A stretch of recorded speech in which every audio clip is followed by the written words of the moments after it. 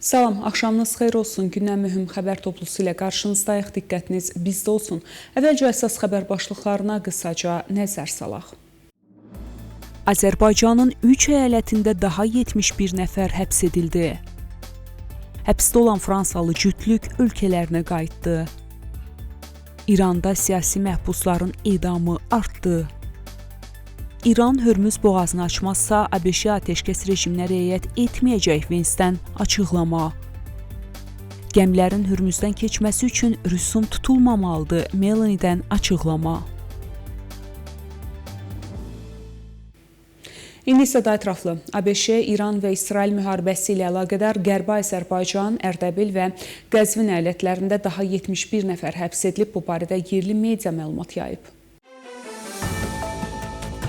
Məlumata görə 36 nəfər Ərdəbildə, 14 nəfər Qərbi Azərbaycanda və 21 nəfər isə Qəzvin əyalətində saxlanılıb. Onlar hökumətə müxalif qruplarla əlaqədə hava hücumu edilən yerlərin və insanların həbs olunduğu anların görüntülərini xaricdəki media qurumlarına göndərməkdə ittiham olunublar. Bununla yanaşı, saxlananlar həssas hərbi və mülki mərkəzlərin foto və video çəkərək düşmən şəbəkələrinə göndərilməsi üçün əvvəlcədən planlaşdırılmış fəaliyyətdə günahlandırılıblar. Həbs edilənlərin kimliyi barədə açıqlama verilməyib. 4 ilə yaxın İranda həbsdə olan Fransalı cütlük Cecil Kohler və onun həyat yoldaşı Jacques Paris ölkələrinə qayıdıblar. Bu barədə Fransa prezidenti Emmanuel Macron paylaşım edib. İran mediası cütlüyün Fransada İranlı məhbus Mehdiyə İsfəndiyarinin azadlığa buraxılmasına cavab olaraq sərbəst buraxıldığını yazıb. Həmçinin bildirilib ki, bu addım Fransanın Beynəlxalq Ədalət Məhkəməsində İrana qarşı şikayətinin geri götürülməsinə səbəb olan anlaşma ilə də bağlıdır. Cecil Kohler və Jacques Paris 2022-ci ildə İranda başlayan etiraz eylemlərini qızışdırmaqda və casusluqda günahlandırılıblar. Onlar ötən il noyabr ayında həbsxanadan buraxılıb və Fransanın Tehrandakı səfirliyinə köçürülsə də ölkədən çıxmalarına icazə verilmirdi. Məşəd şəhərinin Vəkilabad həbsxanasında saxlanan 30 yaşlı Məhbubə Şəbani edam edilə bilər. Bu barədə İnsan Haqları Təşkilatları xəbərdarlıq edib.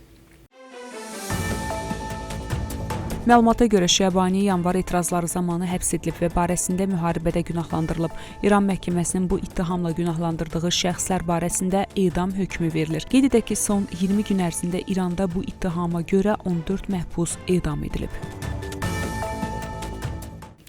Son 3 həftə ərzində İranın bir neçə həbsxanasında saxlanan 14 siyasi məhbus edam edilib. Bu barədə İnsan Haqları Təşkilatları məlumat yayıb.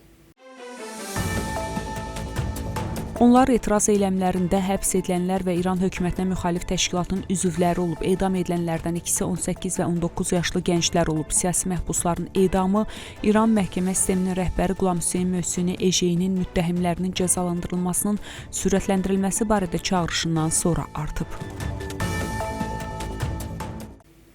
Davam edirik. İranın nüvə proqramına rəhbərlik edən şəxs bildirib ki, ölkənin uran zənginləşdirmə proqramını məhdudlaşdırmaqla bağlı rəqiblərin tələbləri uğursuzluğa düçar olacaq.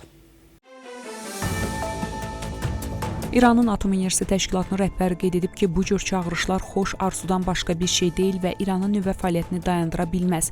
Heç bir qanun və ya şəxs dayandıra bilməz deyə Məhəmməd İslami bildirib və əlavə edib ki, rəqiblərin əvvəlki addımları, o cümlədən indiki müharibə də uğurlu olmayıb. Əgər Tehran Hörmüz boğazını açmazsa, Vaşinqton atəşkəs şərtlərinə əməl etmək niyyətində deyil. Bu barədə Birləşmiş Ştatların vitse-prezidenti J.D. Vance Budapeştdən yola düşməzdən əvvəl jurnalistlərə açıqlamasına bildirib.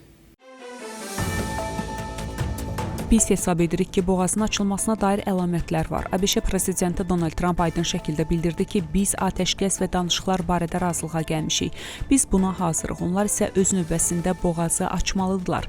Əgər bu baş verməzsə, əgər İran razılaşmanın özünə aid hissəsinə əməl etməzsə, prezident də razılaşmanın özünə aid hissəsinə əməl etməyəcək deyə o bildirib və qeyd edib ki, əgər Tehran xoş niyyətlə danışıqlar apararsa, ABŞ İrandan uranın zənginləşdirilməsindən imtina etməsi ilə bağlı tələblərinə düzəlişlər etməyə hazırdır. Vance həmçinin vurğulayıb ki, Vaşinqton Tehrana Livanın atəşkəs rejimindən daxil edilməsi ilə bağlı vəd verməyib və tərəflər arasında anlaşılmazlıq mövcuddur. Güman edirəm ki, İranda atəşkəsin Livana aid olduğunu düşünüblər, lakin bu belə deyil. Biz heç vaxt belə vədlər verməmişik. Biz demişik ki, atəşkəs İrana, Birləşmiş Ştatların müttəfiqlərinə, İsrailə və Ərəb körfəzinin ərəb ölkələrinə aid olacaq deyə Vance deyib. Bununla belə o əlavə edib ki, İsrail tərəfi Livandakı fəaliyyətlərini məhdudlaşdırmağı təklif edib. Amerika vitse-prezidentinin sözlərinə görə İsrail bu yolla İran və ABŞ danışıqlarının uğurla nəticələnməsi üçün şərait yaratmağa çalışır. Gəmilərin Hörmüz boğazından keçməsi üçün rüsumların tətbiqi qlobal iqtisadi vəziyyətə mənfi təsir göstərə bilər. Bunu İtaliyanın baş naziri Giorgia Meloni Deputatlar Palatasında hökumətin fəaliyyətinə həsr olunmuş brifinqdə bəyan edib. Onun sözlərinə görə gəmilərin keçməsi üçün heç bir rüsum tutulmamalıdır.